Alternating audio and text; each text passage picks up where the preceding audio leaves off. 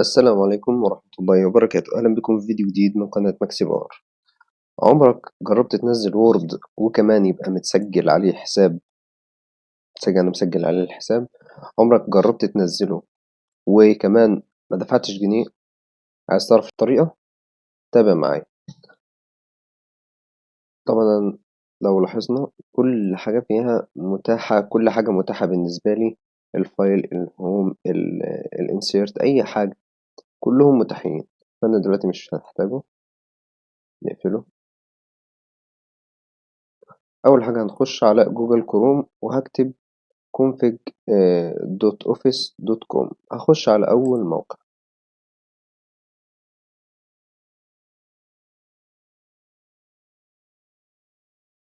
طبعا هيجيلي دي، هنزل تحت هيقول لك create a new configure و create your configure. أنا عن نفسي أنا عايز create،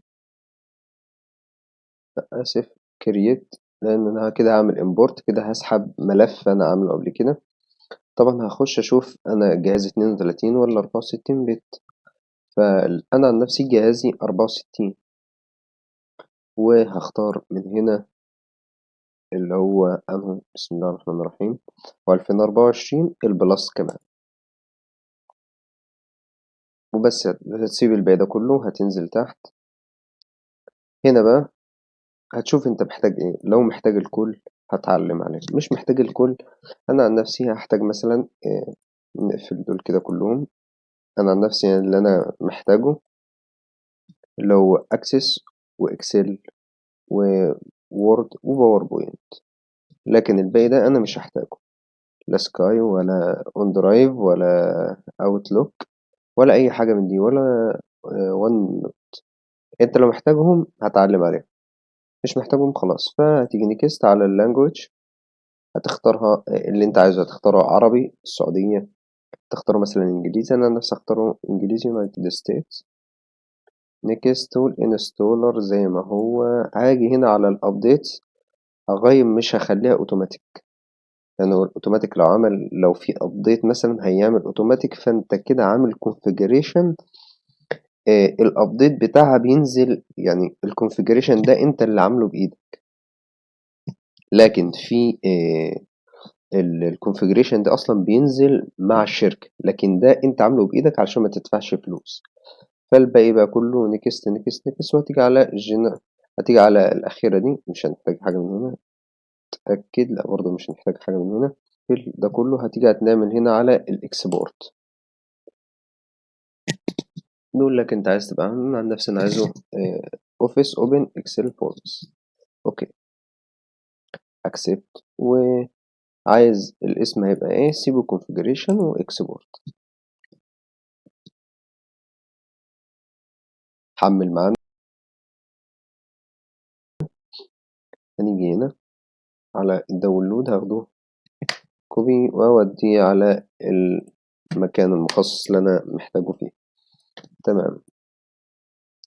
هنيجي بقى على الموقع التاني واللي اسمه اوفيس ديبلويمنت تول، والانجليش طبعا انجليش زي ما هي، واعمل داونلود من غير ما احدد اي حاجة ولا اي حاجة، هو اوتوماتيك نزل. طبعا دلوقتي جوجل خلص معانا. هنيجي على الداونلود، وهنا كنترول سي، وهنا كنترول في. خلاص دي كده برضه مش محتاجينها، نفتح دي بس. ونيجي هنا run as administrator. هاجي على المسار ده اخده كوبي، واجي هنا continue. مش لازم انت تاخده كوبي، انت دلوقتي في زيس بي سي والديسكتوب. انا دلوقتي في الديسكتوب وفي اوفيس.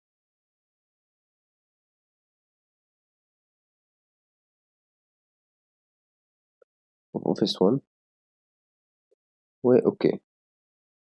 extract successful. طبعا هاجي على دي، مش هحتاجها. ليه؟ هعرفك دلوقتي. شيله، برضه ده ما عدتش محتاجه، اشيله. هاجي هنا على السي ام دي، يا اما هتيجي هنا كده زرار الويندوز اللي هو شبه ده في الكيبورد، او مش مهم، ممكن نيجي نكتب هنا CMD وتيجي run as administrator ويس.